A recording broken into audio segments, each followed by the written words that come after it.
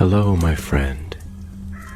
The world of magic, filled with legends and ancient tales, is opening its gates once again. Tonight, in the Gryffindor dormitory by the crackling fireplace, I will share another story with my friends.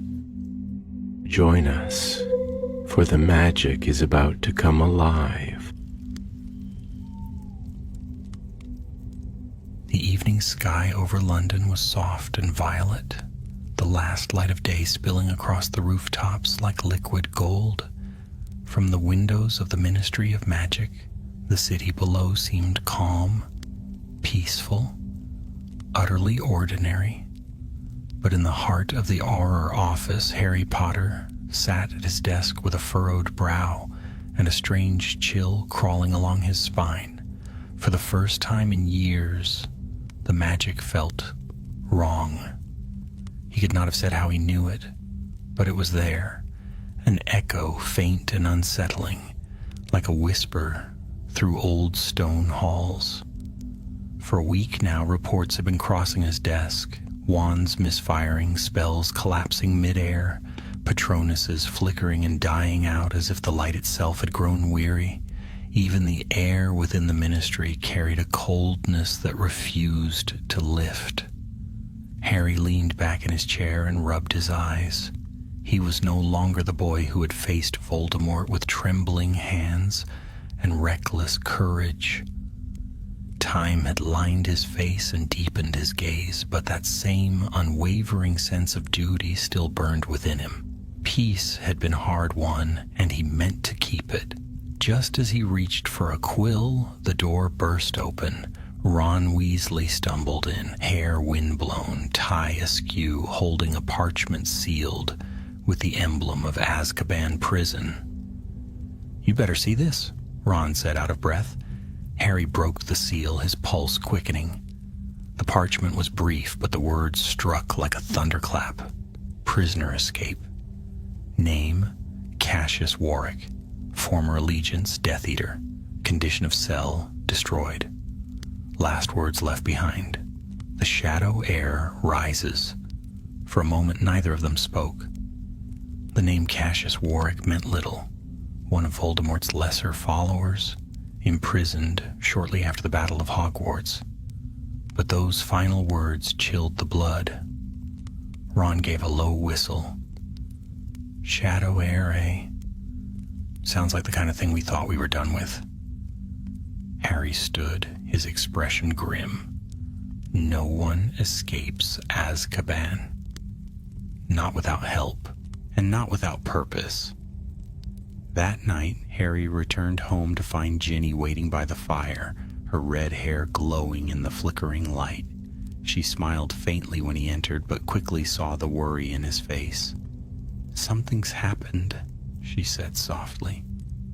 He nodded. "An escape. But it's more than that. There's something in the air, Ginny. I can feel it." She stepped close, resting her hand on his arm. "You always could," she said quietly. "Whatever's coming, you'll face it. You always do." But as the flames danced, Harry's thoughts were far from comforting. For years, the wizarding world had lived under the fragile illusion that Voldemort's reign had ended completely. Yet deep inside, Harry had always wondered if true evil ever died or merely slept.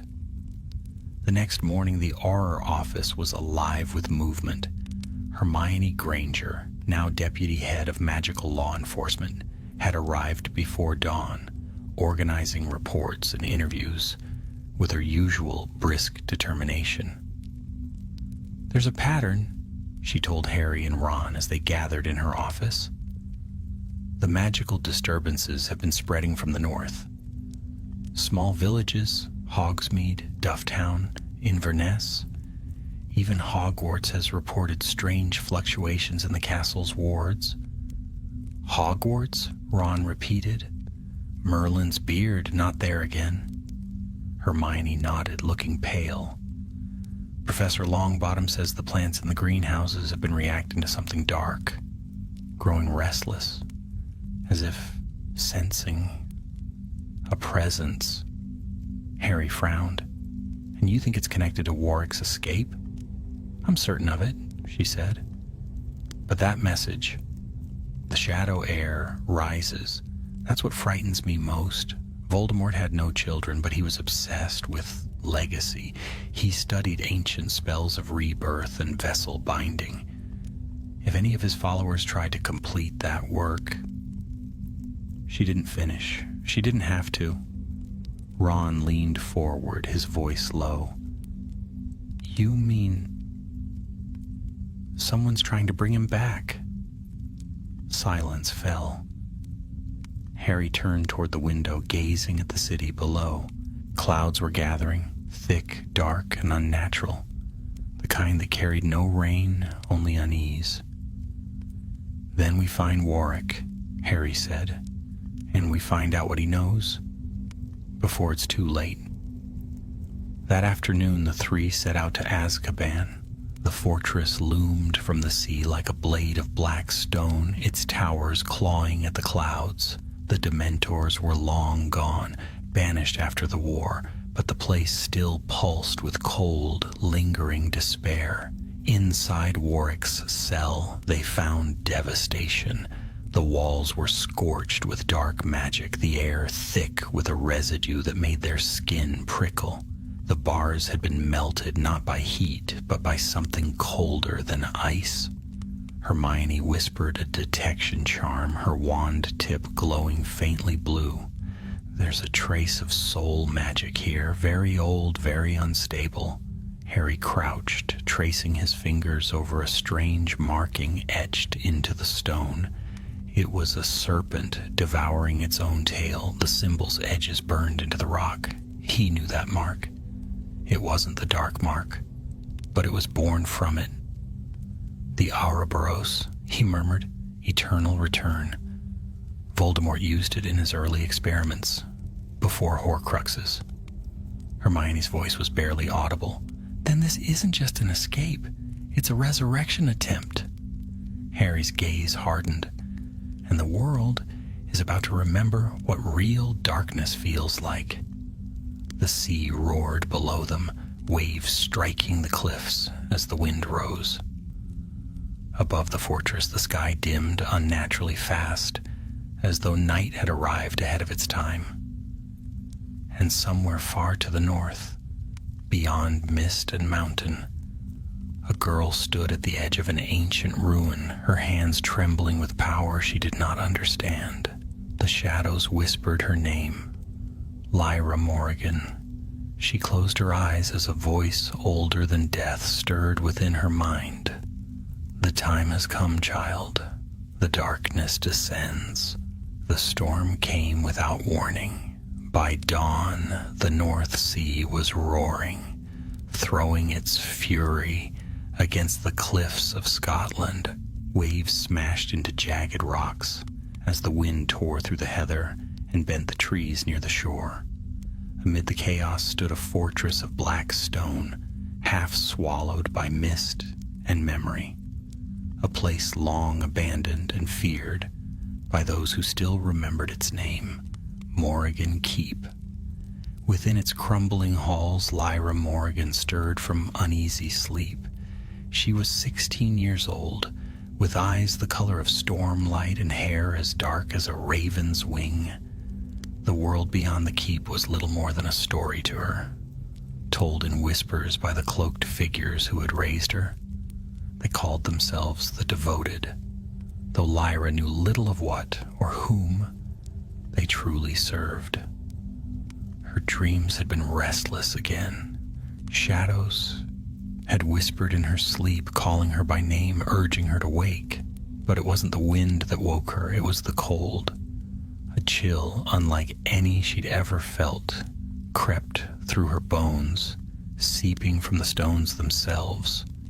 The fire in her room had died, though she had stoked it before bed. She sat up, heart pounding, and saw frost spreading over the walls like spider webs of ice. Then she heard it, the faintest voice, soft as breath, yet echoing as though spoken from the depths of a cavern. "You are ready, child. Lyra froze. The voice was neither man nor woman, neither kind nor cruel. It was something vast, something ancient. "Who's there?" she whispered, though part of her already knew. A shimmer of darkness moved across the far wall, twisting like smoke. In it she saw eyes, crimson and bright, burning with impossible hatred. Lyra stumbled back, clutching her wand.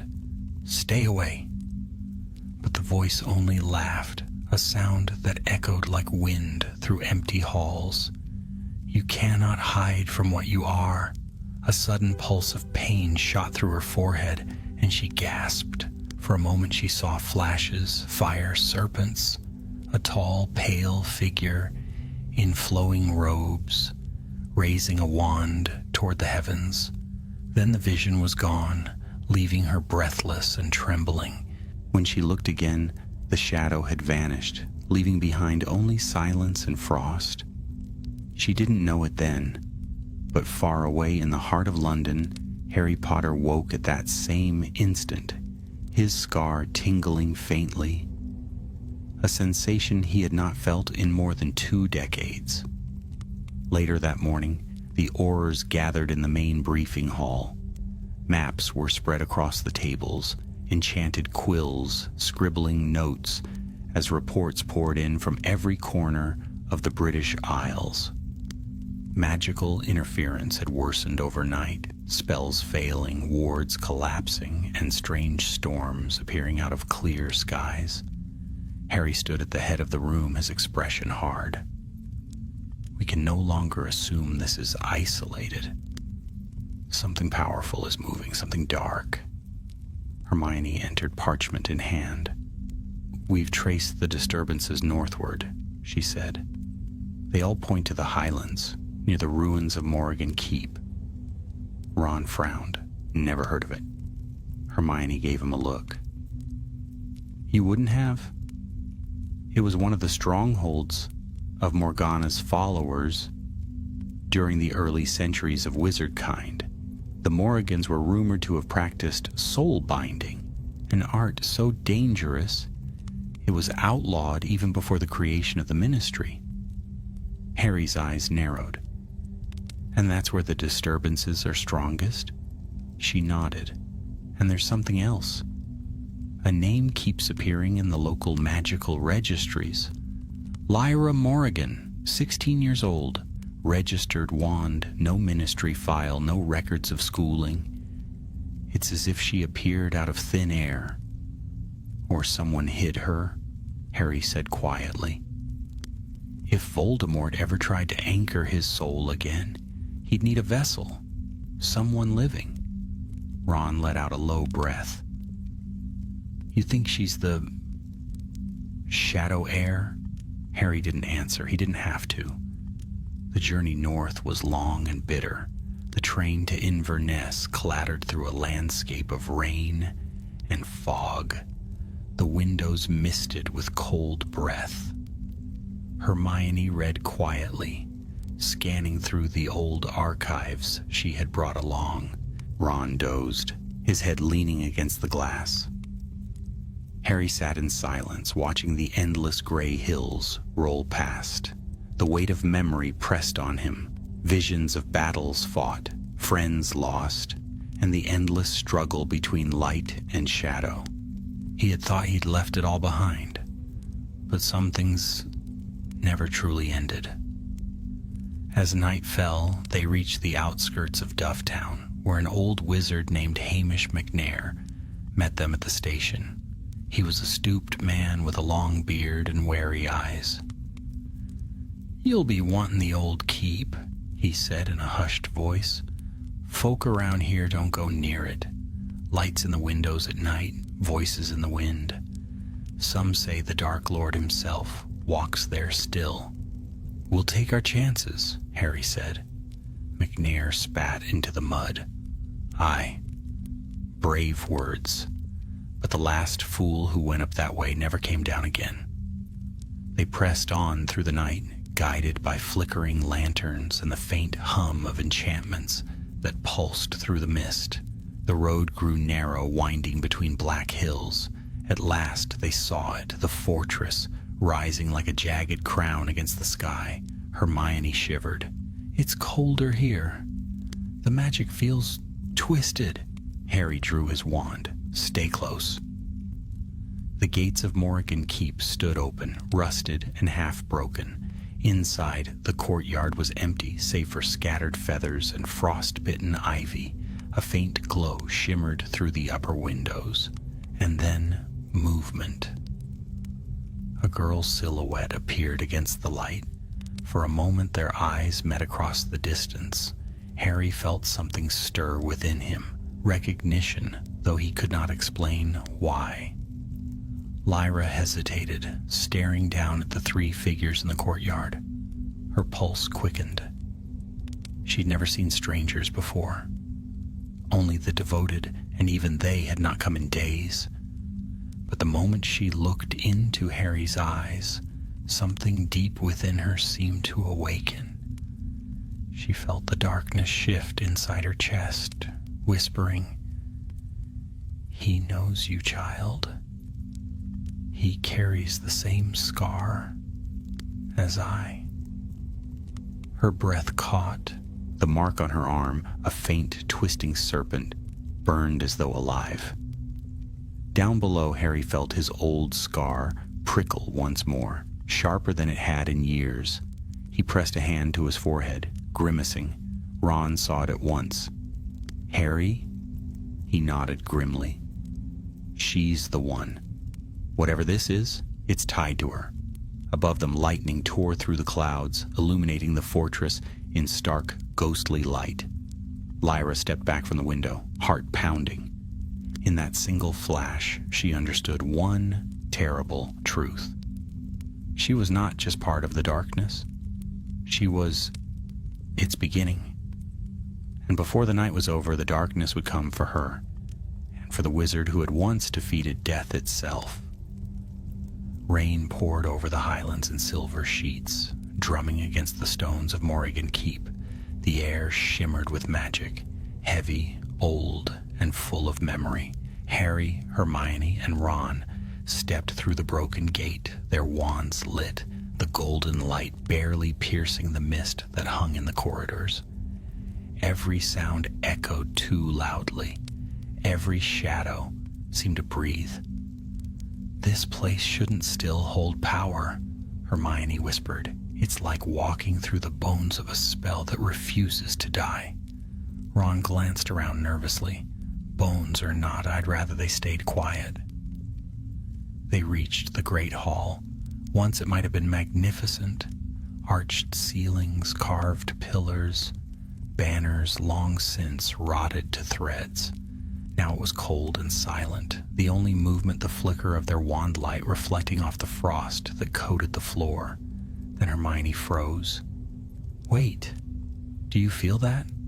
A tremor passed through the ground, faint at first, then stronger.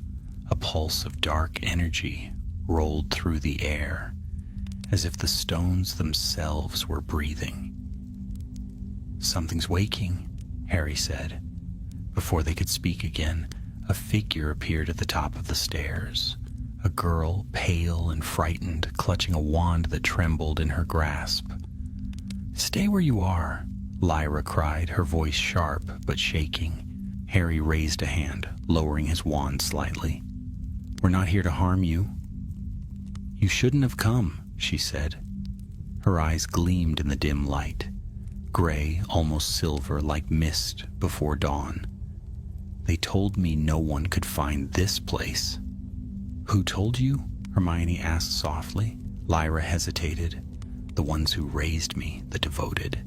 They said the outside world would destroy me if I left." Ron exchanged a glance with Harry. "Cheery lot, those devoted." "Lyra," Harry said, taking a cautious step forward, "we're from the Ministry of Magic. There have been disturbances. We think you may be in danger." Lyra shook her head, backing away. "You don't understand. I'm the danger." The air shivered. A low hum began to build, the walls vibrating with it. Frost spread across the floor, and the torches guttered out one by one. Hermione's voice dropped. She's losing control. Her magic's resonating with the curse. Lyra's eyes widened in terror. It's happening again. I can't stop it. Lyra, listen to me, Harry called out, his voice firm. You can control this. Whatever's inside you, it doesn't own you. But even as he spoke, the darkness took form. Shadows spilled from her hands like liquid smoke, swirling around her in coils of black mist. From within them came whispers, hissing, chanting, the faint echo of a language long forbidden. Hermione shouted a containment charm, but the darkness broke through it like glass. The temperature dropped sharply. Their breath came out in white clouds. Harry stepped closer, his wand steady. Lyra, look at me. Through the haze, her gaze met his, and for an instant, time seemed to still. He saw something within her, not evil, not malice, fear. A girl bound to a power she never asked for, and behind her eyes, something else watched him. A presence vast and ancient, cold as the void. You again, the voice whispered, curling through his mind. Still clinging to the light, little savior? Harry gasped, staggering back. The voice wasn't just in his head.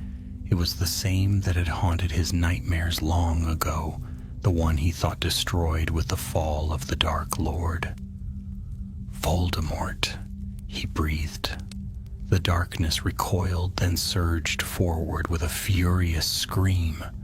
Spells erupted, shields, bursts of light, counter curses, but the keep shook under the force. Stone cracked, sending shards flying. Lyra fell to her knees, clutching her head. "Make it stop!" she cried. Harry reached her side, grasping her shoulders. "Fight it! He's trying to control you. Don't let him." She trembled violently. "I don't know how." Hermione's voice rang out from behind. "Harry, the connection, it's soul magic." He anchored himself to her somehow, maybe as a fragment of a fragment. Ron shouted, "Then we break it. Tell me how." Hermione's spellbook snapped open with a flick of her wand. There's an ancient light-binding incantation, Lumos Veritas, but it's unstable. It could destroy her. Harry looked down at the girl before him, her face pale as snow, tears mingling with frost. The darkness was spreading again, creeping up her arms like veins of shadow. "Harry, we can't risk it," Hermione warned. He shook his head. "If we don't, she'll die anyway, and he'll come back through her." Raising his wand, Harry took a deep breath. The magic in the air felt sharp, electric, alive. Lumos Veritas. A beam of golden light burst from his wand, striking Lyra squarely in the chest. She screamed, a sound that tore through the hall like thunder. The shadows writhed and split apart, revealing a shape within them, a spectral face, pale and serpentine, twisted in fury. "You cannot destroy me, Potter," the voice roared. "I am the darkness that binds all magic." Harry stood firm. "No, you're what magic leaves behind when hope dies." The light flared brighter, filling the hall with blinding brilliance. The walls shook, windows shattered, and the shadow let out a final, echoing scream before dissolving into mist. Then, silence. When the light faded, Lyra collapsed into Harry's arms, unconscious but breathing. The frost began to melt, dripping quietly into the cracks of the stone floor. Hermione hurried forward, scanning the girl with her wand. The connection severed, for now. Ron exhaled heavily. "For now? You mean that wasn't the end of it?" Hermione shook her head. "No. Whatever that was, it was only a fragment. Voldemort's last curse wasn't meant to bring him back. It was meant to linger, to infect magic itself. Harry looked down at Lyra. Her skin had regained some color, but faint black veins still traced her arms, pulsing slowly like dying embers. "She's not his heir," he said quietly. "She's his prison." Thunder rolled across the sky outside, low and distant, as though the heavens themselves were warning of what was still to come. Ron glanced toward the doorway. "We better get her out of here. This place feels like it's about to collapse." They made their way through the ruin as the first light of dawn began to pierce the mist. The storm had broken, and the sea beyond the cliffs shimmered faintly gold. But as they reached the gates, Harry paused and turned back. The fortress loomed behind them, silent once more. Yet for a heartbeat, he thought he saw movement, a flicker of shadow at the highest tower, like a figure watching them go. He felt his scar throb again, faint but unmistakable.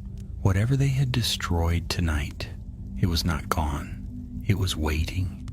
And deep within the shattered halls of Morrigan Keep, where the light of dawn could not reach, something began to whisper once more, soft and serpentine, promising that the age of darkness was not yet over.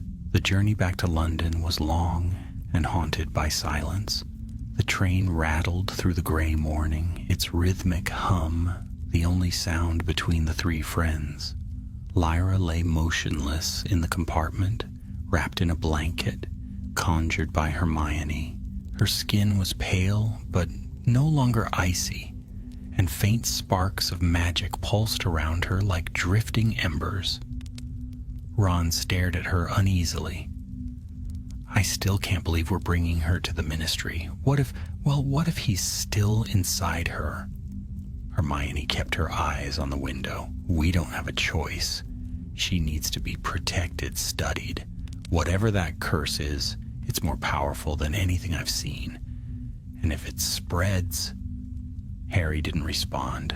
His gaze remained fixed on Lyra, her breathing shallow but steady. She looked peaceful, yet the memory of the voice, his voice, echoed still in his mind.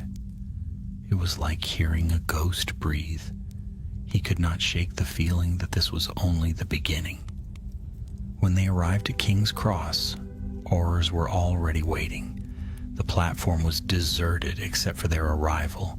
Harry gave quiet orders. No records, no reports, no press. Lyra Morrigan would remain a secret until they knew what they were dealing with. The girl was moved to a secure ward beneath St. Mungo's Hospital, deep in a chamber layered with protection charms. Hermione herself oversaw the spells, barriers of light, purification wards, even old runic circles rarely used since the founding of Hogwarts. Yet even there, something about the air seemed off. Magic thrummed beneath the surface, restless and watchful. "She's stabilizing," Hermione said, checking the readings from a glowing crystal orb. "But her energy signature keeps fluctuating, like there's another presence pushing against her magic." Harry folded his arms. "He's not gone." "Not completely."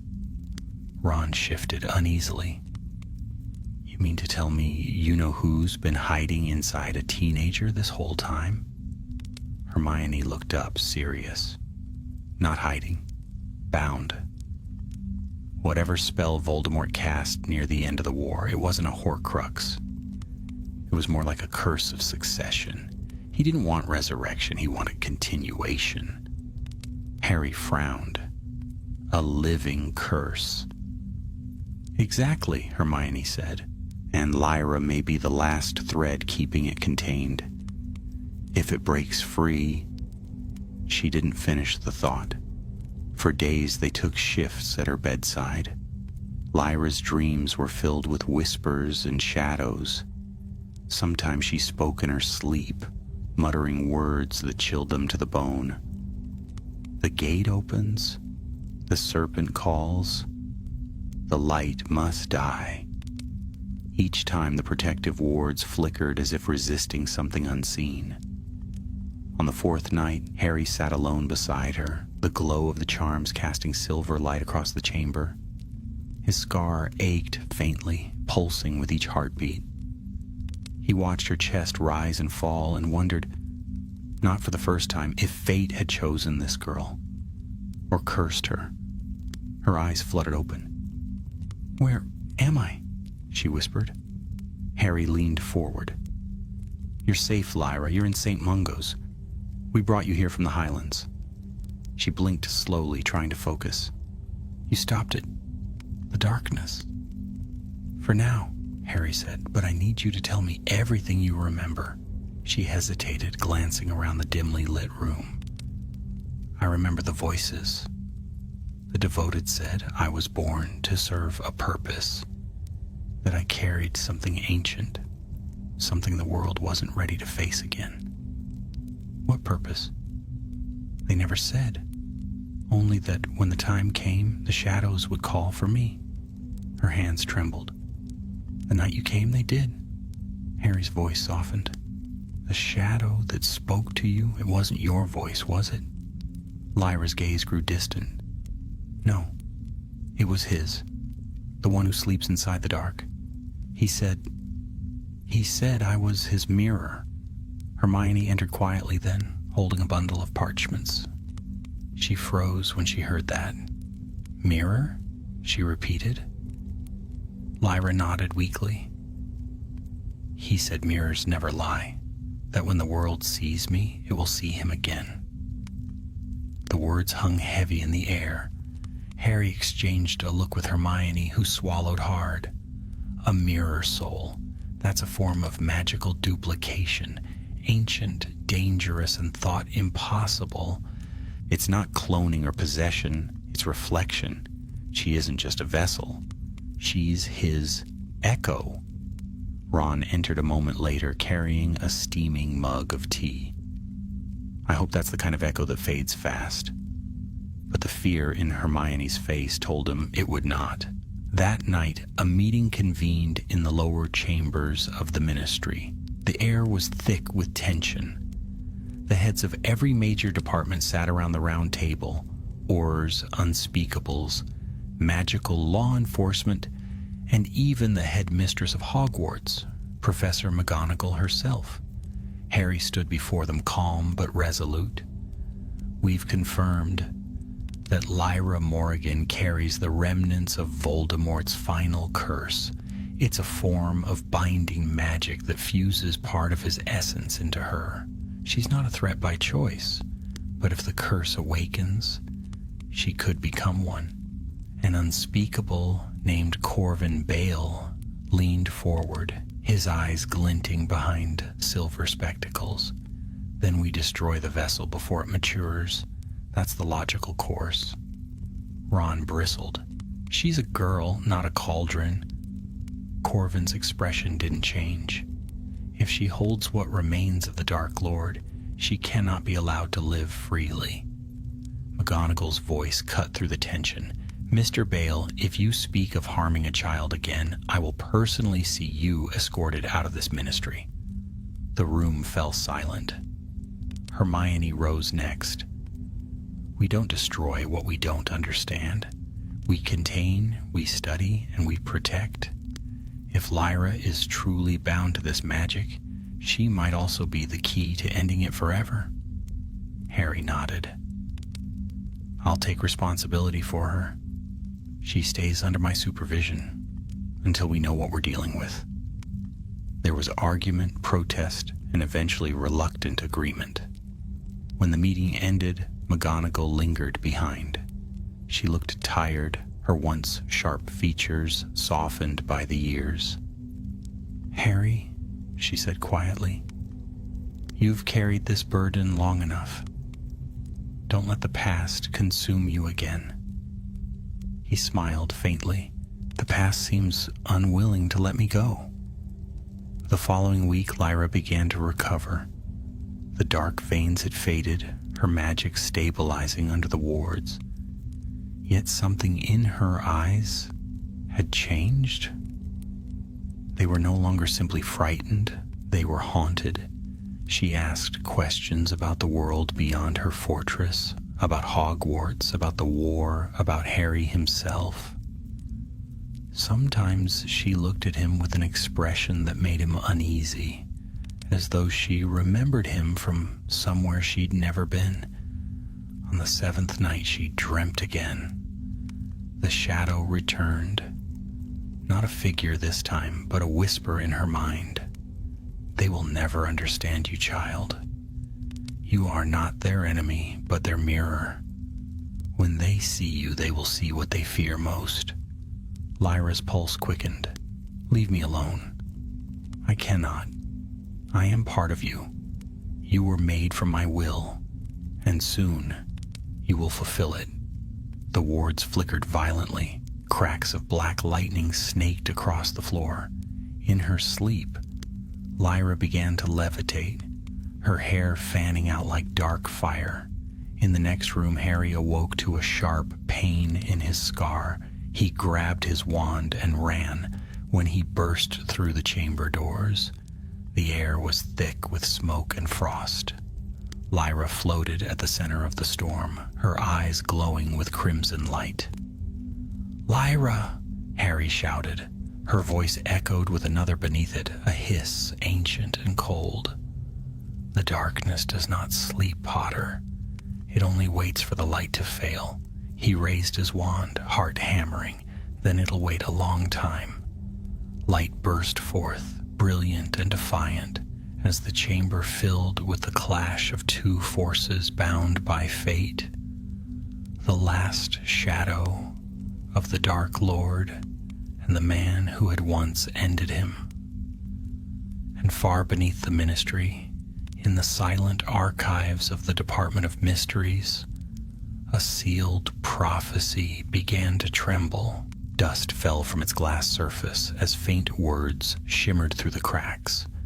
When darkness descends anew, the shadow will rise through blood, untrue. The air in the chamber was alive with power, cold, sharp, and humming with ancient energy. Harry's wand blazed, golden light cutting through the storm that spiraled around Lyra. The runes etched into the floor of the healing ward flickered between light and shadow, straining to hold back the dark current that surged from her. Hermione burst through the door with Ron close behind, both shielding their eyes from the glare.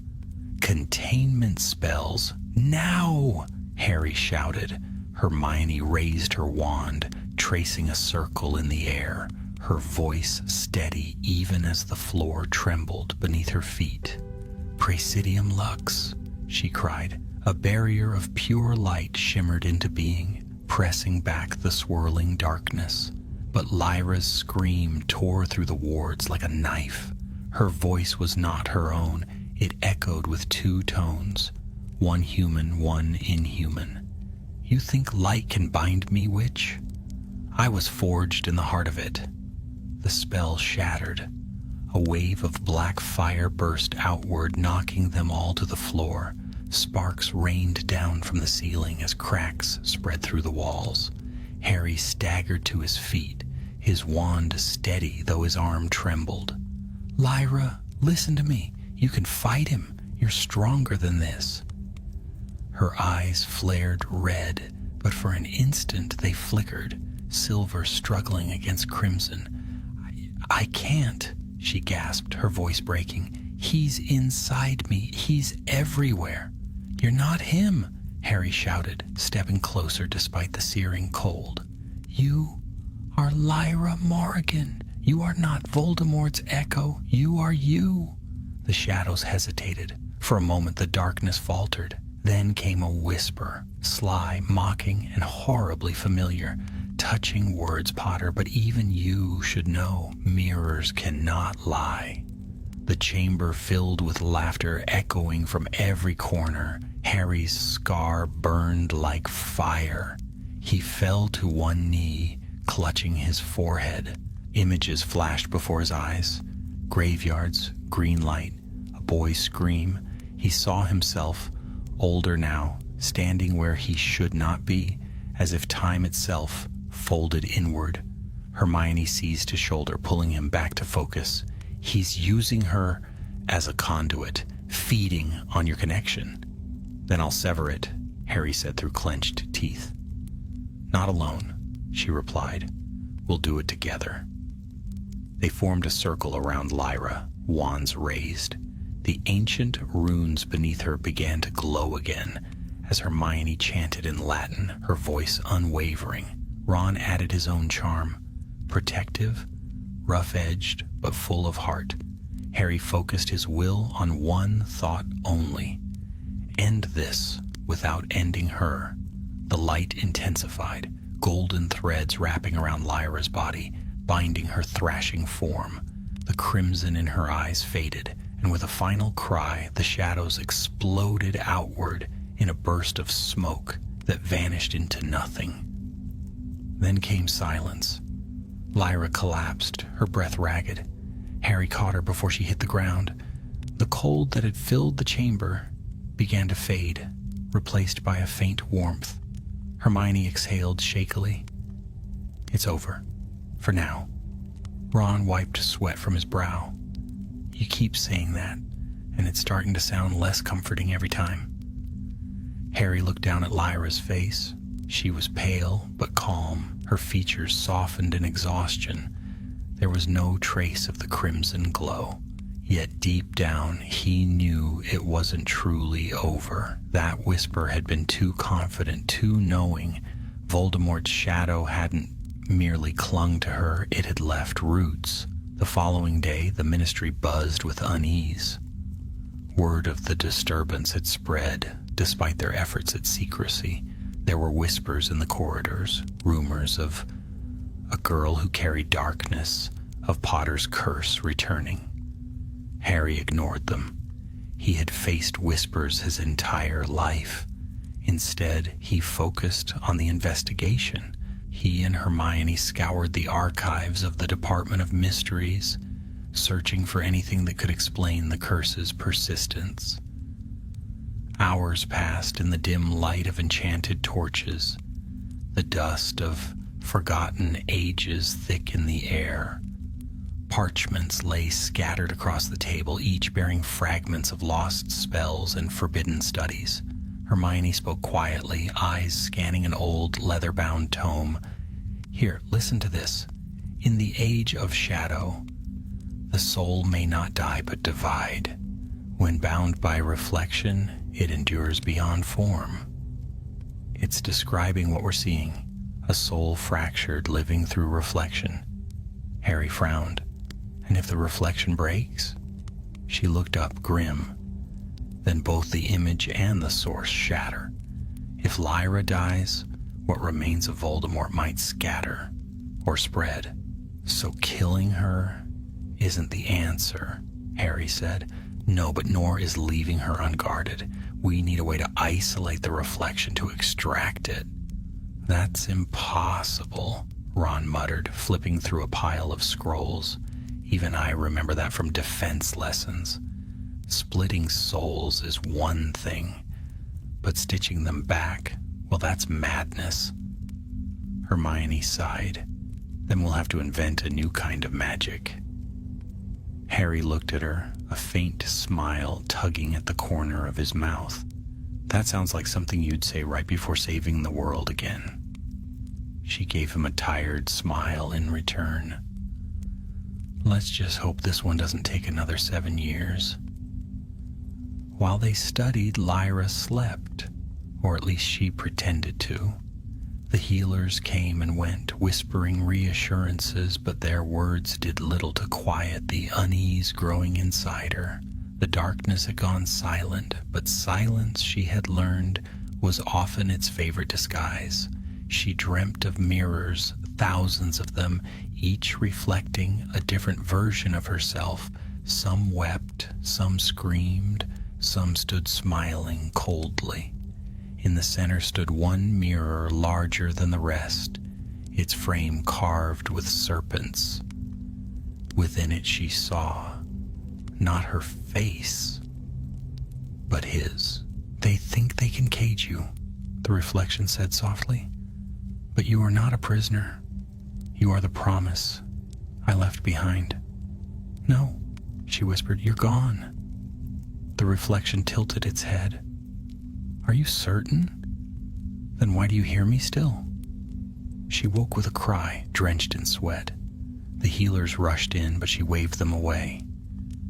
When they left, she sat in the dim light, staring at her hands.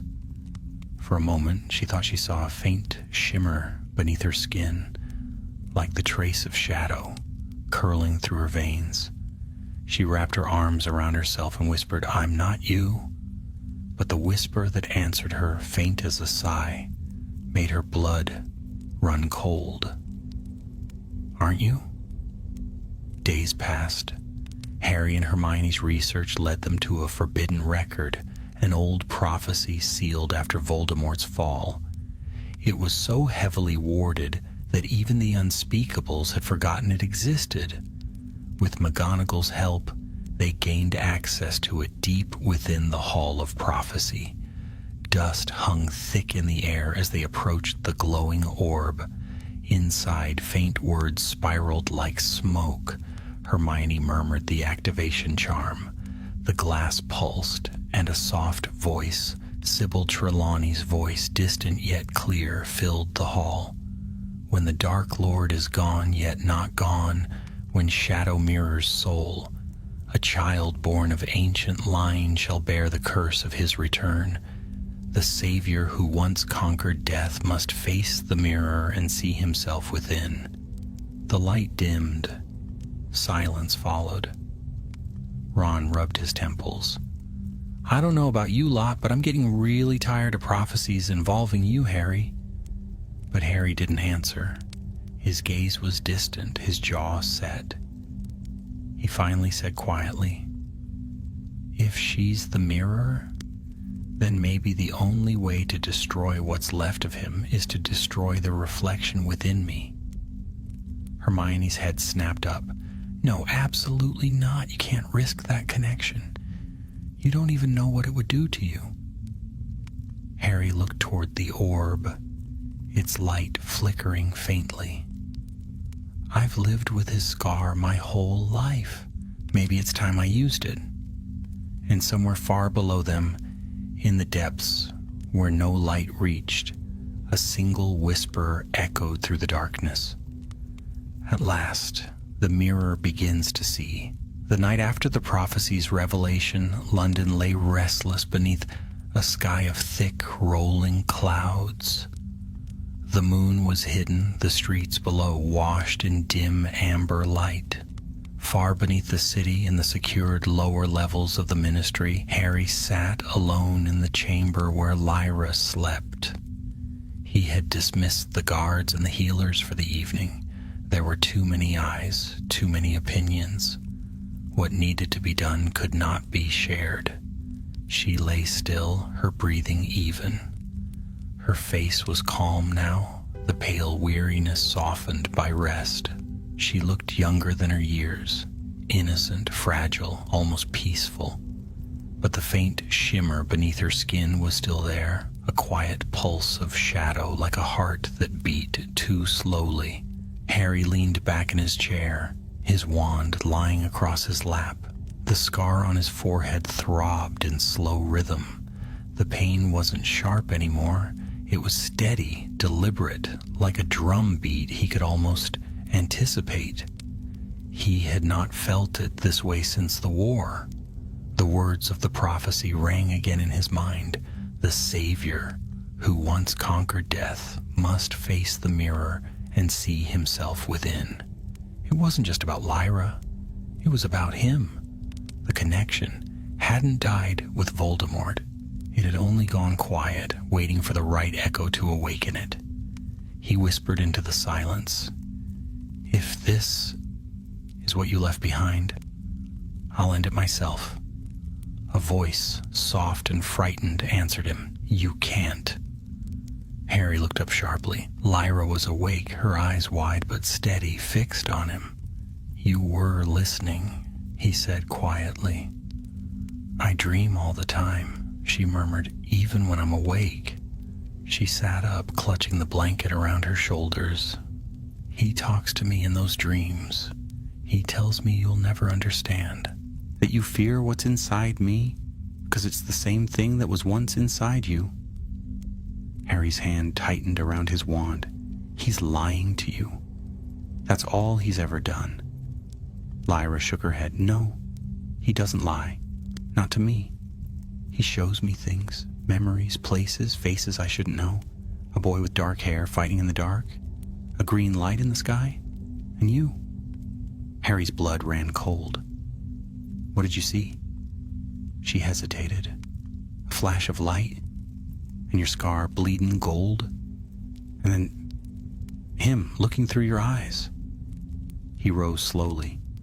"You've seen what I've seen?" Lyra nodded. "It's like we share a mirror that never stops reflecting." The air between them seemed to tighten, humming faintly with invisible energy. Harry felt the pull again, the strange magnetic thread that connected their magic. "You said he speaks to you?" he said. "What does he want?" Her answer came in a whisper. "To be whole again." Before he could respond, a deep tremor rolled through the chamber. The lights flickered. The walls groaned with an unseen force. Harry's wand snapped up instinctively, but it wasn't an attack. It was resonance. The wards themselves were shaking, reacting to something far greater than either of them. Lyra's voice grew faint, almost distant. "He's calling. Not just to me. To you." Harry turned toward the door. "Hermione!" he shouted, his voice echoing through the hall. Moments later, she and Ron burst in, wands drawn. Hermione's eyes widened as she saw the runes along the walls flaring crimson. "The wards! They're collapsing from within!" Ron swore under his breath. "How? No one's touched them." Lyra doubled over, clutching her head. "He's inside the wards. He's using the magic meant to contain me." The protective circle shattered like glass. A gust of freezing wind roared through the room, and for an instant all light vanished. When it returned, the walls were cracked and the rune lines burned out, their glow reduced to dull embers. In that darkness, a voice emerged, a whisper that seemed to come from everywhere and nowhere. "You think you can hide from me, Potter? You are my finest work. You are my victory." Harry's scar blazed and pain lanced through his skull.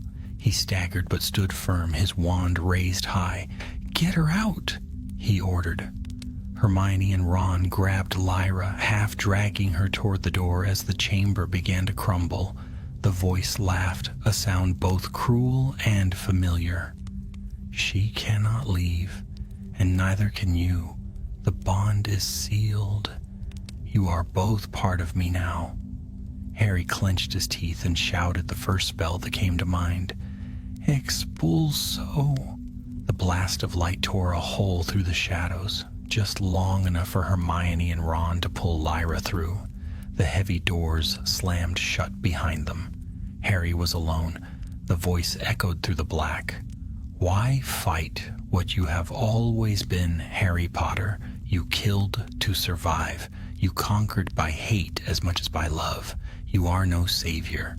You are the proof that darkness wins." Harry gritted his teeth.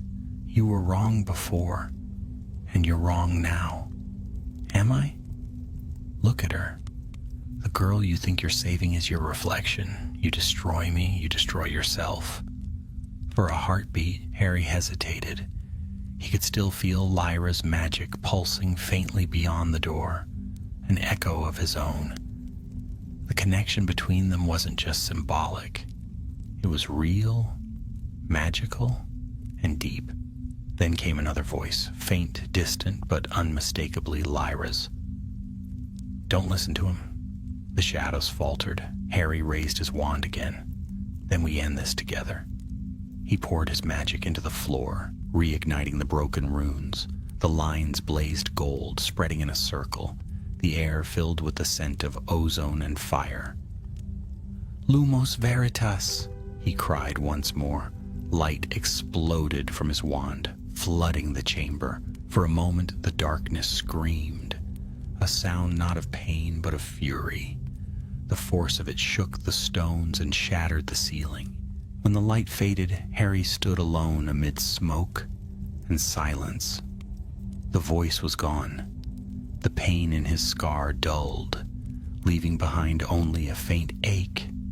The chamber was in ruins, but the wards around Lyra's room above were untouched. Somehow the blast had burned outward, cleansing the shadows from the walls, without harming the girl. Hermione and Ron returned moments later, breathless and pale. Ron looked around. Merlin's beard. "Harry, what happened?" He lowered his wand. "He tried to reach through her and through me. I shut him out." Hermione knelt beside the shattered runes, tracing the blackened marks. "You didn't just shut him out. You burned away the connection for now." Harry didn't answer. His gaze drifted upward through the broken ceiling to the faint light of dawn beginning to filter through the cracks. "He's still out there," he murmured. "Not whole, not gone, but waiting." 3 nights later, Lyra awoke again. This time she didn't cry or scream. She simply sat upright, her face calm and her voice clear. "He's quiet now," she said when Harry entered, "but he's not gone. I can feel him, sleeping inside the magic itself." Harry nodded. "Then we'll find where he's hiding. We'll end this before he wakes again." Lyra looked at him, her expression unreadable. "You don't understand. He's not just in me anymore." Her eyes glimmered faintly silver. "He's in you too." The words struck like a spell. For a moment, Harry said nothing. He only felt the echo of his scar. No pain this time, only a pulse that matched hers. And somewhere deep within that quiet rhythm, the faintest whisper stirred once more, cold and amused. "At last," it breathed, "the mirror stands before itself." A gray dawn rose over London, soft and cold, the city cloaked in mist that curled like smoke around the spires of the Ministry. Inside, the air carried the weight of sleepless nights and unspoken fear. The events of the week had left every auror tense, every corridor hushed. Rumors spread like wildfire, rumors of something ancient stirring, of a curse that even Harry Potter could not destroy. Harry stood before the tall windows of his office, staring out at the pale morning light. Below, the streets of the wizarding world stirred to life, shops opening, owls darting across the sky. But he barely saw them. His thoughts lingered elsewhere, far below the Ministry's foundations, where Lyra Morrigan still slept, under the watch of layers upon layers of protective enchantments. He could feel her presence. It hummed faintly beneath his skin, like the aftertaste of a spell that refused to fade. Behind him, the door opened softly. Hermione entered, her arms full of parchments and her expression grim. "You didn't sleep?" she said quietly. He shook his head. "Couldn't." Hermione set the papers down on his desk. "Then you'll need this even less than I do." Harry managed a faint smile but said nothing. She gestured toward the documents. "I found something. Records of an experimental branch of magic from the late medieval period. It was called soul reverberation. The theory was that certain forms of power, dark or light, could echo through generations, finding new hosts even without direct inheritance." Harry turned to face her. "You're saying this isn't just Voldemort's curse?" Hermione nodded. "Not exactly. I think Lyra was born into it, yes, but you may have been altered by the same magic when your scar first bound you to him." That's why you're connected now. The fragment of him that once lived in you and the one inside her are resonating. Harry frowned. Then if one of us falls, the other might follow, Hermione finished softly. Ron entered then, carrying 3 steaming mugs of tea. He set them down and gave a tired grin. You both look like ghosts. If this is going to be another day of dark discoveries, we might as well have something hot in our hands. They drank in silence for a while. The quiet was broken only by the faint ticking of the magical clock on the wall, its hands circling not hours but the phases of the moon. Finally, Harry said, "I need to see her again." Hermione hesitated. "Harry, every time you're near her, the connection strengthens. You might be feeding the curse. I need to understand it," he said. "If there's any chance to stop this, it starts with her." Ron sighed, rubbing his forehead. "You've got that look again. The one that says, I'm going to charge into danger, and you can either follow or lecture me while I do it." Hermione muttered, "Because that's exactly what he's doing." They descended together into the lower vaults, where the air grew colder and heavier.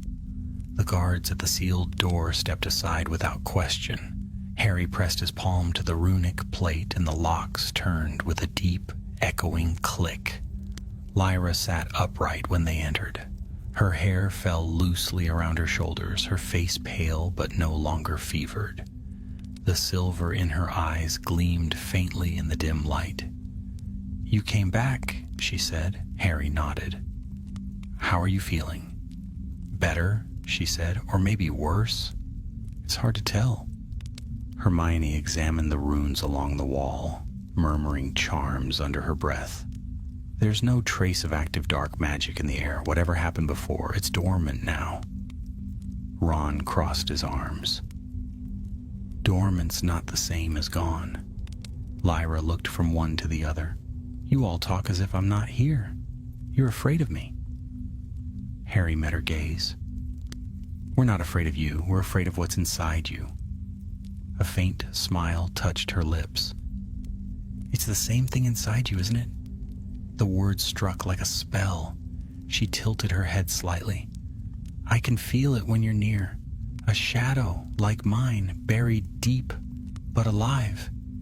He whispers through both of us." Hermione's eyes widened. "You can hear him too."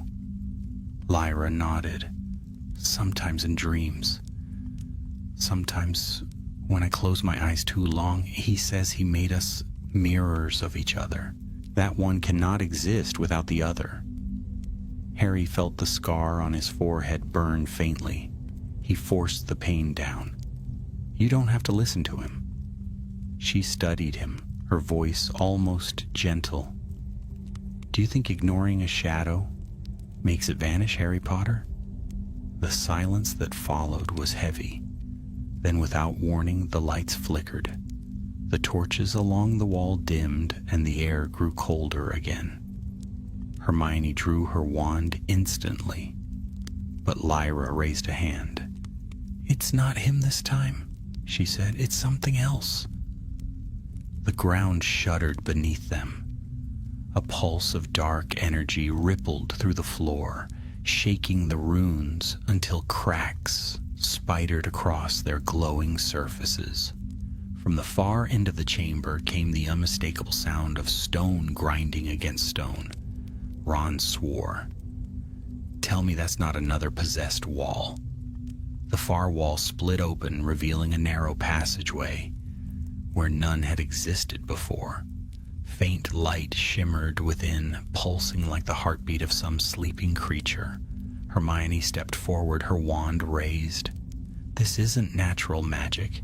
It's responding to her, to Lyra." Harry's eyes narrowed. "Or to both of us." He turned to Lyra. "What's in there?" She shook her head. "I don't know, but it feels familiar." The pulse quickened. The chamber seemed to breathe, the air pulling them toward the passage. as though the keep itself had returned, alive beneath London's streets.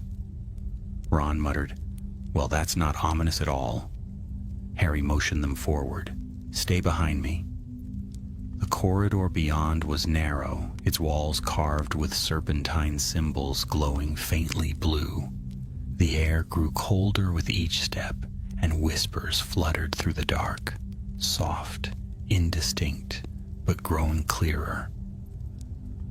Blood of the conqueror, shadow of the vanquished, mirror made whole. They reached a circular chamber at the end. In its center stood a pedestal carved from obsidian, and upon it rested an ancient mirror framed in black metal. Its surface rippled like water, though no wind touched it. Hermione gasped.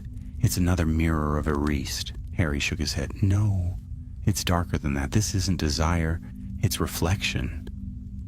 Lyra approached slowly. "It's calling to us."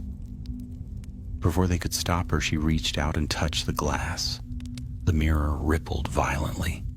The air filled with a sound like breaking ice, and light burst outward, hurling them all back. When Harry opened his eyes, the world had changed. The room was gone. The ministry was gone. He stood on a vast plain beneath a blood-red sky. Black towers rose in the distance, and the ground beneath him shimmered like obsidian glass. Beside him stood Lyra, her eyes wide in awe and terror. "Where are we?" she whispered. Harry turned slowly, his heart pounding. In the distance, a figure stood cloaked in shadow, his form half real, half illusion. The voice that emerged was both a whisper and a roar. "Welcome, my mirrors," it said. "You have come at last." The air around them trembled, heavy with the weight of old magic. The figure stepped forward, and the light caught a pale, familiar face, neither alive nor dead, but filled with a terrible knowing. Voldemort's shadow smiled. "Now," he said softly, "the reflection begins." The air in that otherworldly place was heavy, thick as molten glass. The sky above them swirled with red clouds, streaked by veins of lightning that made no sound. It was as though the world had been stripped of its heartbeat. The black towers that rose in the distance were warped and endless, their surfaces glinting with reflections that moved though no one stood before them. Harry felt the weight of 1,000 memories pressing upon him. The place felt familiar, though it could not be real. Its cold, its silence, its smell of dust and dying magic. It was a dream, perhaps, or a prison made from thought and shadow. Yet the pain in his scar was real enough, searing through him like a brand of fire. Beside him, Lyra stood motionless, her face pale in the dim red light. "He's here," she whispered. "I can feel him." Harry drew his wand. "So can I." From the mist ahead, the shadowed figure stepped forward, and as he did, the world seemed to bend around him. He was not solid, not a man, not even a ghost, but a shape of darkness that flickered with the memory of flesh. His eyes gleamed like coals in a dying fire. "Do you understand now, Potter?" the voice hissed, echoing through the empty plain. "You never destroyed me. You only buried me, in her and in yourself." Harry raised his wand. "You're not him. You're what's left, an echo of fear that refuses to fade." The shadow smiled. "You call me an echo, yet you stand in my realm. This is what remains of me, the mirror between life and death, born from your scar and her curse. You built it together the moment our souls first touched." Lyra took a hesitant step forward. "If this is your realm," she said, "then I can unmake it." He turned his gaze upon her. "You cannot unmake what you are, child. You are the reflection, and reflections exist only to return what they are shown." "Then I'll show you something different," she said, and with trembling hands she lifted her wand. The air pulsed, her magic shone bright, silver and fierce, cutting through the darkness like moonlight through smoke. The shadow reeled, but it did not fall. "You cannot strike me," it hissed. "Your magic is mine, your light is born of my darkness." Harry stepped forward beside her, his wand blazing gold. "Maybe so, but together we're something you'll never be. Whole." The two lights met, gold and silver intertwining, and the plane around them shuddered. For an instant, Harry saw flashes, memories of a life long gone. A boy beneath the stairs, a castle lit by candlelight, a scream in the night, a man with eyes like his own falling into death. The shadow's voice rose, furious and wild. "You think you can cleanse what was forged in blood? You are as bound to me as she is." Then it struck. A torrent of black fire erupted from its form, crashing against them like a storm. The ground split open, shards of glass flying through the air. Lyra cried out, shielding her face. Harry stepped in front of her, the golden light from his wand flaring into a shield. The impact sent him to his knees, but he did not falter. Behind them the horizon cracked. Through it poured blinding white light, pure, untainted, the kind that does not belong in worlds such as this. Hermione's voice echoed faintly through the rift. "Harry, can you hear me?" He turned, eyes wide. The mirror. She must have found a way to reach through it. Lyra clutched his arm. "We can't leave him here. If we go, he'll follow." Harry met her gaze. "Then we end him now." The shadow laughed, the sound hollow and ancient. "You cannot destroy shadow without destroying light. You and I are bound. One cannot fall while the other stands." Harry's jaw tightened. "Then I'll take you with me." Before Lyra could stop him, he raised his wand high and shouted the only spell that came to him, one he had not used since the day the Dark Lord fell.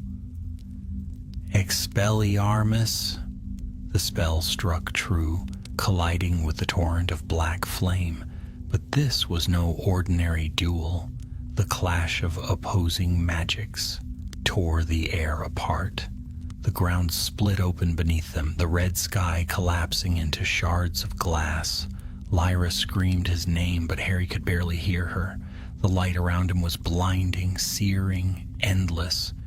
He felt the shadow's power tearing at him, trying to drag him down into the abyss that was its home. Then, through the chaos, a voice. Not Voldemort's, but softer, younger, whispered in his mind. "Don't fight the shadow, transform it."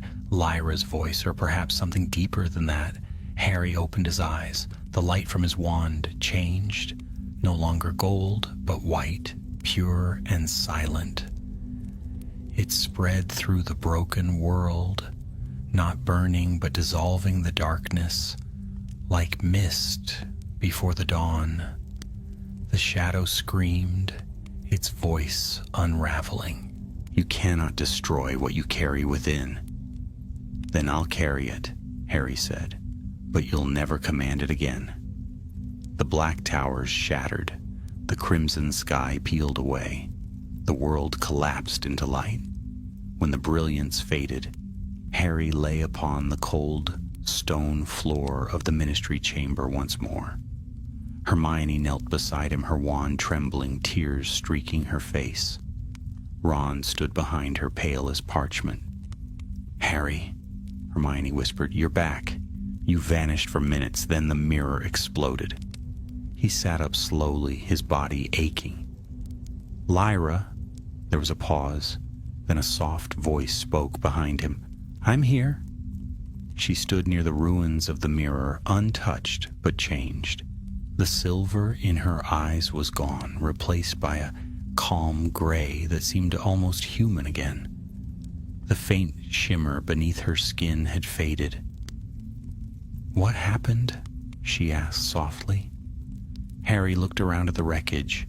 The obsidian pedestal had cracked in two, and the shards of the mirror lay scattered across the floor. Each reflected not their faces, but only empty light. "He's gone," he said quietly. "Or what was left of him." Hermione frowned. "Are you sure?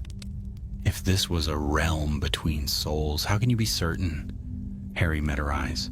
"Because I can't feel him anymore. The scar's silent." Ron gave a shaky laugh. "Silent's good. Let's keep it that way." Lyra knelt beside the shattered glass. "So it's over?" Harry hesitated. "Maybe. For now." She nodded slowly, then looked at him with something like gratitude, or perhaps sorrow. "You shouldn't have come for me." He smiled faintly. "I always come for the ones the dark tries to claim." For the first time she smiled too. "Then you'll have to keep coming. The world has more shadows than one man can chase." Hermione reached down, helping Lyra to her feet. "Then perhaps it's time we teach the world to bring its own light." Above them, dawn broke over London once more. The first rays of sunlight filtered through the cracks in the ruined chamber, touching the broken mirror and scattering across the floor in 1,000 tiny glimmers. As Harry watched them dance, he felt a quiet peace settle over him. The shadow might never vanish completely, but perhaps it didn't need to. Perhaps it was enough to know that light would always rise to meet it. Lyra turned toward him. "What happens to me now?" He looked out toward the sunlit sky. "That's for you to decide. You're free now." She considered that for a long moment, then nodded. "Then I think I'll go north. Find out who I was before the darkness." "Keep in touch," Ron said gruffly. She laughed softly. "If the owls can find me." As she left, the faint shimmer of light followed her footsteps until she vanished beyond the door. Harry stood in silence, his friends beside him. His scar did not burn. The air no longer whispered. For the first time in many years, the quiet felt safe. And somewhere far beyond that peace, where the edges of light meet the endless night, the faintest echo lingered. Neither threat nor promise, but memory. A whisper, fading like smoke. "Where light endures, I endure. But where love endures, I am undone." Then the silence claimed it, and the new day began. The wind off the Scottish moors carried the scent of rain and heather. The world felt strangely new after the storm that had passed, a storm of magic and memory that few beyond the walls of the ministry would ever know. In that fragile calm, Harry found himself standing once more before the gates of Hogwarts.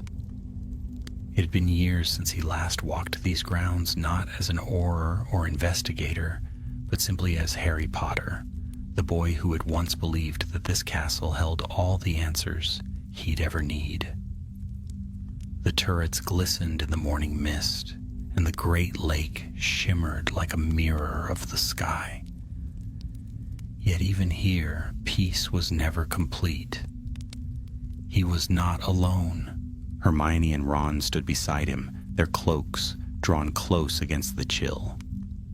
Behind them, the gates creaked open of their own accord, and Professor McGonagall appeared, tall and stern as ever, her eyes bright with a weary wisdom. "You should not have returned so soon," she said, though her tone softened. The world barely had time to believe it was safe again. Harry managed a faint smile. "Safety never lasts long for us, does it?" Her lips twitched.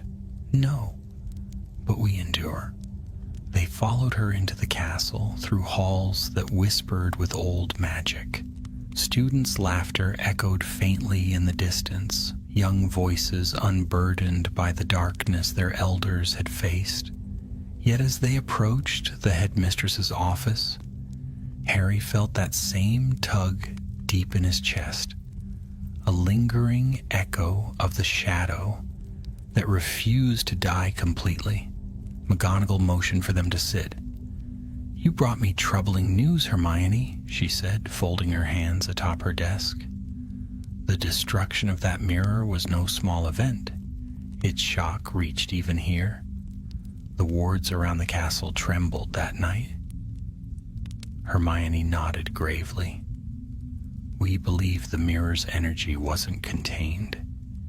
It might have dispersed into the ley lines, the ancient magical veins beneath Britain. That could explain the fluctuations." McGonagall's eyes darkened. "Then what remains of that curse is no longer bound to one vessel." Harry met her gaze. "It's in the land itself." A silence settled over them. The fire crackled in the hearth, its glow flickering across the portraits that lined the walls. The painted headmasters and headmistresses watched in uneasy quiet. "So," Ron said at last, "we traded one dark wizard for cursed soil. Brilliant." Harry rose, pacing slowly. "It's not a curse exactly. It's residue. Magic doesn't die, it transforms. When we destroy the shadow, it left behind fragments. They might be dormant now, but if someone learns to harness them..." Hermione finished for him. "They could awaken what's left of him, or worse, reshape that power into something new." McGonagall's voice was quiet but firm. "Then it falls to you three again. You've walked in the shadow and returned. None other is so fit to find what remains." Ron groaned softly. "We really need to stop volunteering for this sort of thing." But there was no protest in his eyes, only resolve. They left Hogwarts the next morning, following a trail of disturbances stretching across the highlands. Villages whispered of strange lights in the mist, of voices calling from the rivers at night. In one hamlet, crops had blackened overnight, though no frost had fallen. In another, owls had vanished from the skies altogether. Hermione traced the path on a worn map, her wand hovering over glowing runes she had drawn to mark each site. "The pattern's forming a spiral," she murmured, "a gathering point. The center lies somewhere near the ruins of Dermere Abbey." Harry frowned. "That's not far from where Lyra was found." Ron kicked at a stone along the road. "You think she's got something to do with it?" "She's part of it, whether she means to be or not," Harry said quietly. "The curse began with her and me." They reached the abbey by nightfall. What remained of it was little more than bones of stone and tangled ivy. The air around the ruins shimmered faintly like heat rising from sand, though the wind was cold.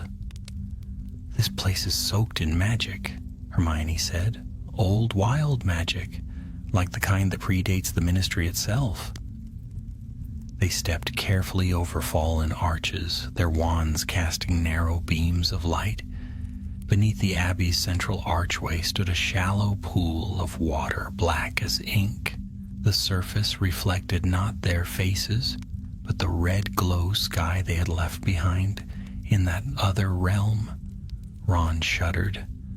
"That's not right." Harry knelt by the pool. "It's a rift. The mirror's remnants must have gathered here." As he spoke, ripples spread across the water. A shape began to form within, faint at first, then clearer. Lyra's face. "Harry," she said, her voice distant, echoing as though carried by wind. He leaned forward. "Lyra? Where are you?" "I don't know," she whispered. "I went north, just like I said I would. But the land speaks. The shadows are moving again." Hermione knelt beside him. "You're speaking through the residual energy. It's drawing from the ley lines." Lyra's image flickered. "Something followed me. I thought he was gone, but his whisper is everywhere. He's in the stones, the rivers, the very air. He's..." Her voice cut off as the water rippled violently. A low hum filled the ruins, rising to a roar that made the ground tremble. The pool boiled over, spilling black mist that coiled upward into the air. Ron grabbed Harry's arm. "Tell me that's not him again." "It's not him," Harry said, eyes wide. "It's what he left behind."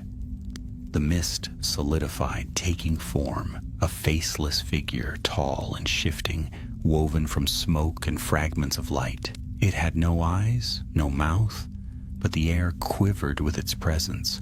Hermione whispered, "It's consciousness, without soul, the residue trying to survive."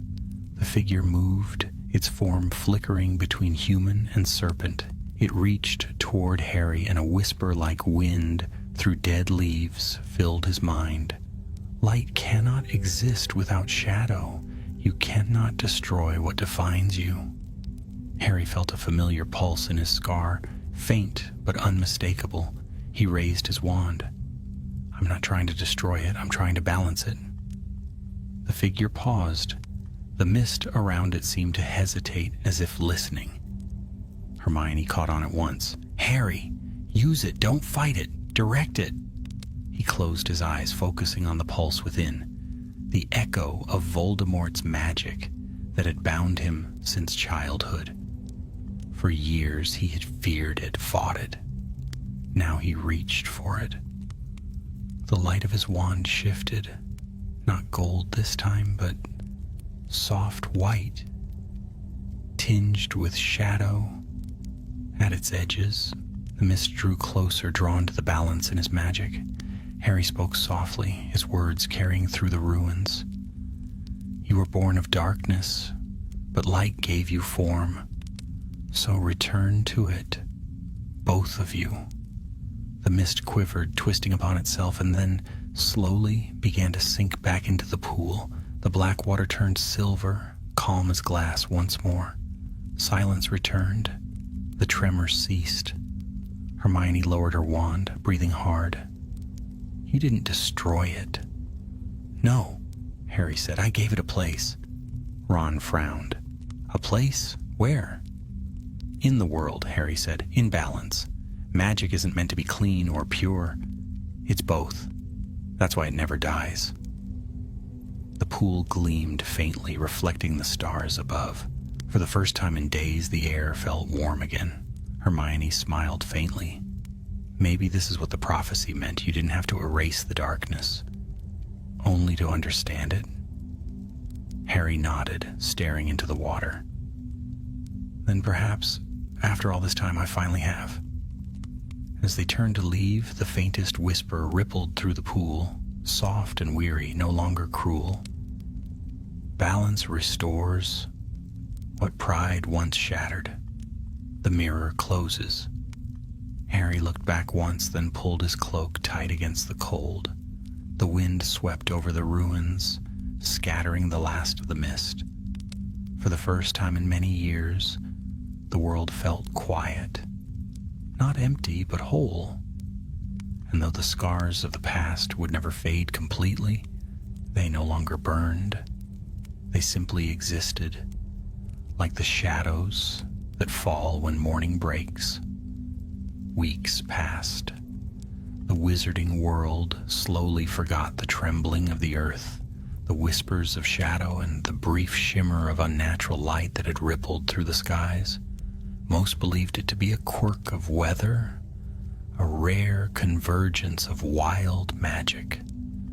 But those who had stood in the ruins of Dermweir Abbey knew better. Something ancient had ended, and something older still had awakened in its place. Harry Potter spent his days in quiet vigilance. He no longer felt the sting of the scar that had defined him for so long. Yet sometimes, in moments between waking and sleep, he thought he could hear a faint pulse echoing somewhere beyond the world, a heartbeat, not of darkness, but of balance. He had returned to his duties as head Auror, though the ministry had changed. The halls were busier, filled with young witches and wizards who had never known the war. who spoke of him in half whispers, their eyes full of a reverence he could never grow used to.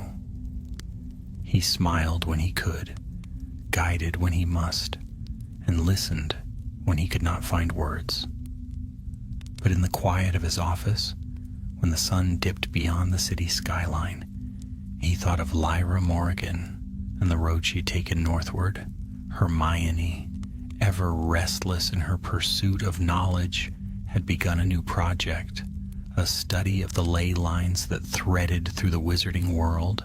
She spoke of healing the fractures left by the mirror's destruction, of weaving balance back into the flow of magic itself. Ron, meanwhile, had accepted her offer to join her research, though he often grumbled about the endless parchment work.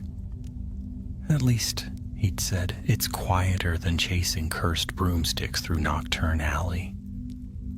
Harry was glad for them. They had earned their peace, even if it came wrapped in scrolls and ink. Yet peace never lasted long for those who had lived through prophecy. One late evening, as fog rolled thick across London, Harry sat in his office reviewing reports when a knock echoed against the door. "Enter," he called. The door creaked open, and a young Auror stepped inside, nervous, wide-eyed, clutching a parchment. "Sir," she said quickly, "a message arrived from Scotland. It bears the Morrigan seal." Harry's heart quickened. He rose and took the parchment, breaking the wax. The handwriting was unmistakable, swift, elegant, touched by a precision that reminded him faintly of Snape's old scrawl. "Harry, the shadows have quieted, but the land does not rest. The northern winds carry whispers, old names spoken again. The devoted who once served the Dark Lord are stirring. They seek what remains of his power, believing it still lingers in me. I have gone to the Isle of Skye to keep them from finding what they seek. But if I fail, they will bring ruin anew. Come if you must. But know the darkness no longer fears your light. It understands it. Lyra." He stared at the letter for a long time. The words were not desperate, but resolute, as though she had accepted her fate before she ever put quill to parchment. He left that night. The wind off the northern sea was fierce, cutting through cloak and skin alike.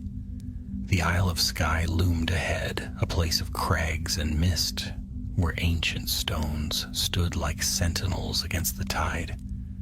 As Harry disapparated onto the rocky shore, the sea crashed beneath him, cold spray soaking his boots. He wasn't alone. Hermione and Ron appeared moments later, their faces grim but determined. "You knew we'd come," Ron said. "I was counting on it," Harry replied. They climbed the path toward the island's heart, where the ruins of an old druidic circle stood. The sky above churned with rolling clouds, violet and gray. At the center of the stone stood Lyra. She was older somehow, though only weeks had passed. Her eyes held the weight of the storm, and faint traces of silver still shimmered beneath her skin. Around her, symbols burned faintly on the ground.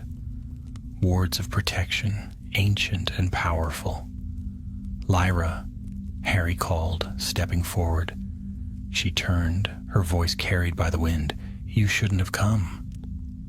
"You knew I would." She smiled faintly, but it was not joy. It was resignation. "The devoted are close. They seek to bind what remains of him, not to resurrect, but to worship, to wield his legacy as their own."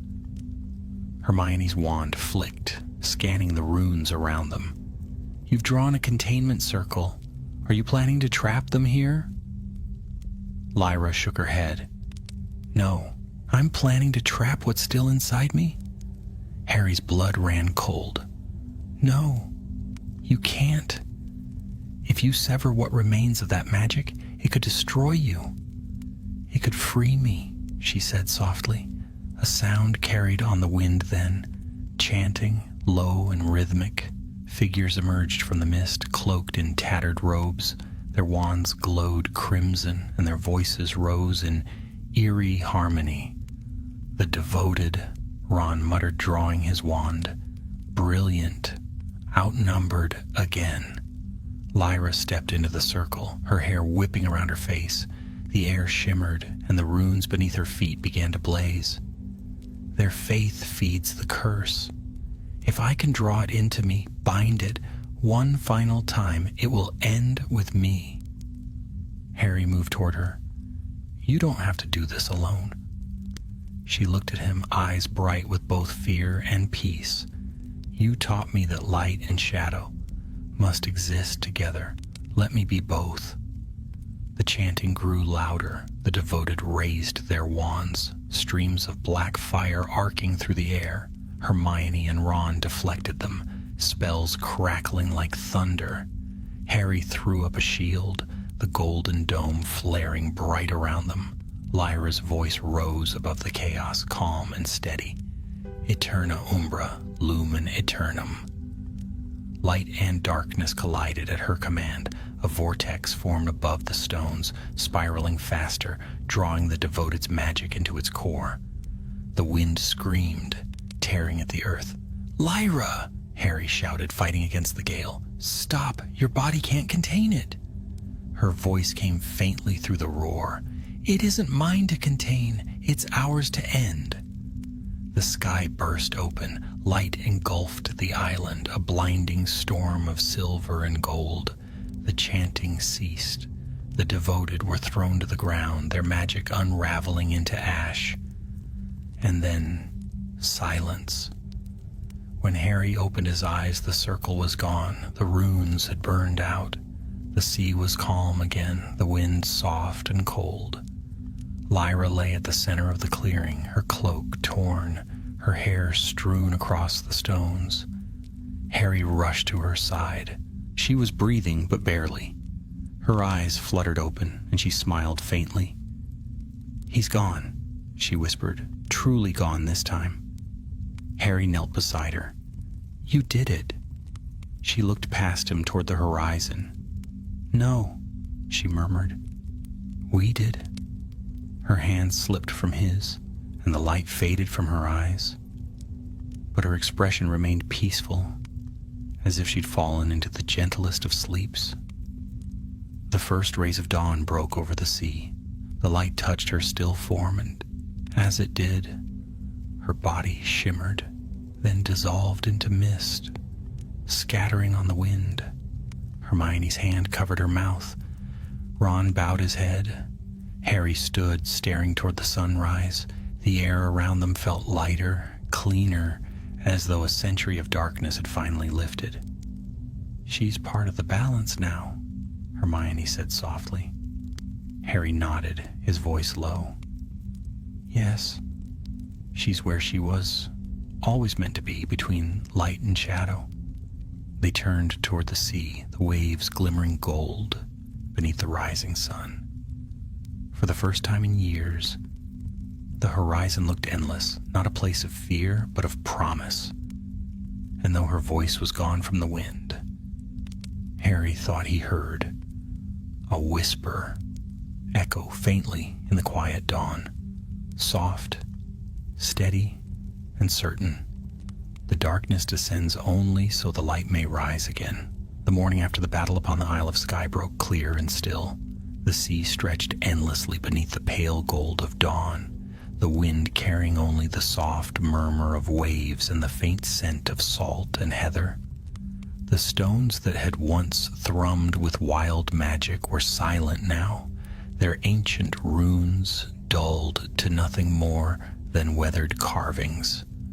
Harry stood alone among them. His cloak stirred faintly in the breeze, but he did not feel the cold. The air here was heavy with memory of light, of loss, of something far beyond understanding. He could almost see Lyra still, her hair whipping in the storm, her voice rising against the roar of the sea as she had called the darkness into herself and given it peace. Now there was only the hush that follows great endings. Hermione and Ron stood some distance behind him. They had not spoken since dawn. Words felt clumsy against the quiet majesty of what had passed. Even the ground beneath their feet seemed changed, gentler somehow, as if the island itself had breathed out its last shadow and was content at last. "She's truly gone," Hermione said softly. Harry nodded. "Not gone," he answered, still watching the horizon. "She's part of it now, the wind, the sea, the balance. She said she wanted to be both light and shadow. She is." Ron stepped forward, his boots crunching against the pebbled soil. "We'll make sure people remember her," he said gruffly. "What she did, what she gave up, it shouldn't fade into another secret the ministry buries." Hermione glanced at him with quiet pride. "It won't. But some stories are meant to live in the heart, not in books." The three of them stood together as the sun rose higher, the light spreading across the water like molten gold. Harry felt warmth on his face, and for the first time in years, he didn't think of scars or loss. He simply breathed. He had lived long enough to know that peace was not a prize one wins, but a fragile thing one must choose again and again. By the time they returned to the mainland, news of the event had already begun to ripple through Wizarding Britain. The villagers along the coast spoke of a great light that had flared across the sea, of the wind stilling, of birds that had fled the sky only to return at dawn singing sweeter than before. Few knew what it meant. Fewer still needed to. At the ministry, life resumed its rhythm. The endless papers, the hum of conversation, the comings and goings of witches and wizards who would never know how close their world had come again to darkness. Harry returned to his office to find a small package waiting on his desk. There was no name upon it, only a seal of soft gray wax marked by a faint crescent, the Morrigan crest. His chest tightened as he broke it open. Inside lay a single feather, black at the base and silver at the tip, humming faintly with magic.